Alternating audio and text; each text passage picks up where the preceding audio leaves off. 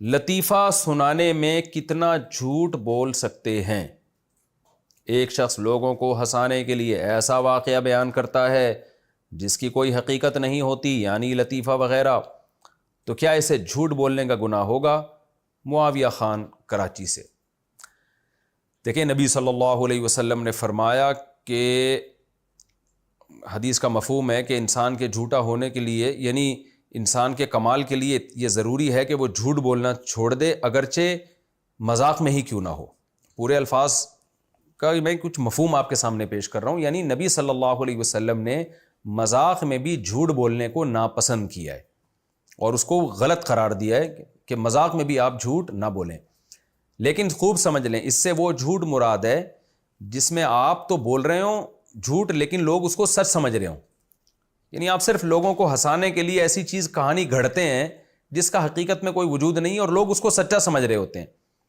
آج کل جو حکایات بیان کی جاتی ہیں جیسے چوہے بلی کے واقعات، اور وہ میں بھی اکثر ایک چٹکلا سناتا ہوں نا کہ ایک جو تھا وہ چوہے نے جو ہے وہ ہاتھی کو پرپوز کیا اور ہاتھی کو غصہ آ گیا کہ کمبخت تو اپنی اوقات دیکھ، 4 انچ تیرا قد نہیں ہے اور تیری ہائٹ یعنی لمبائی نہیں ہے، اور تو اپنی حیثیت دیکھ، گھٹیا انسان، تجھے ایک ہتھنی تھی اس کو پرپوز کیا نا اس نے، تو ہتھنی نے کہا کہ تو اپنی اوقات دیکھ، تجھے شرم نہیں آتی مجھے پرپوز کرتے ہوئے؟ میری ہائٹ دیکھ اور میری پرسنالٹی دیکھ۔ تو چوہے نے کہا ان سب چیزوں کو چھوڑو، تو میرے کانفیڈنس کو دیکھ۔ اب یہ لطیفہ میں نے سنایا بیان میں کوئی بات سمجھانے کے لیے، تو بڑا ہٹ ہوا، تو اس پہ بعض لوگوں نے کہا یہ جھوٹ بولتے ہیں مفتی صاحب، اور اس پہ وہ حدیث فٹ کر دی کہ نبی صلی اللہ علیہ وسلم نے تو ہنسانے کے لیے بھی جھوٹ بولنے سے منع کیا ہے۔ تو میرے بھائی، یہ جھوٹ نہیں ہے، یہ سب کو پتہ ہے کہ ایک فرضی واقعہ ہے۔ کون ہتھنی کو چوہا کہاں پرپوز کرے گا؟ وہ مجھے ایک اور ہاتھی اور چوہے سے یاد آ گیا۔ وہ ایک دفعہ ہاتھی جو تھا نا وہ دریا میں نہا رہا تھا، تو چوہے نے ہاتھی سے کہا کہ کائنڈلی تھوڑی دیر کے لیے آپ باہر تشریف لائے۔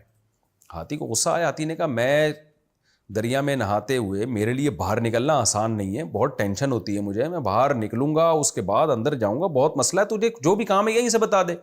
چوہے نے کہا نہیں جی، بہت ضروری کام ہے، آپ کو باہر نکلنا پڑے گا۔ ہاتھی بیچارہ اتنی مشکل سے کلابازیاں کھاتا ہوا دریا سے باہر آیا، چوہے سے پوچھا بتا کیا کام ہے؟ چوہے نے کہا بس تو واپس چلا جا۔ ہاتھی کو غصہ ہے، بھائی تو مجھے نکالا کیوں تھا؟ تو چوہے نے کہا میں یہ دیکھ رہا تھا تو میرے انڈر ویئر پہن کے تو نہیں نہا رہا کہیں۔ تو اب یہ چٹکلے ہیں، میں سناتا رہتا ہوں، آپ دوسروں سے بھی سنتے رہتے ہیں، علماء سے کوئی نہ کوئی سبق اس میں ہوتا ہے۔ تو لوگ پھر یہ مذاق اڑاتے ہیں، دیکھو مفتی صاحب جو ہے نا لوگوں کو ہنسانے کے لیے جھوٹ بول رہے ہیں۔ اور بھائی جھوٹ وہ ہوتا ہے آپ بول رہے ہیں لوگ اس کو سچ سمجھ رہے ہیں، یہ تو سب کو پتہ ہے کہ کہاں دنیا میں چوہا ہاتھی کو بولے گا اور اس کا ہاتھی کا ہاتھی کوئی انڈر ویئر پہن کے نہاتا ہے کیا؟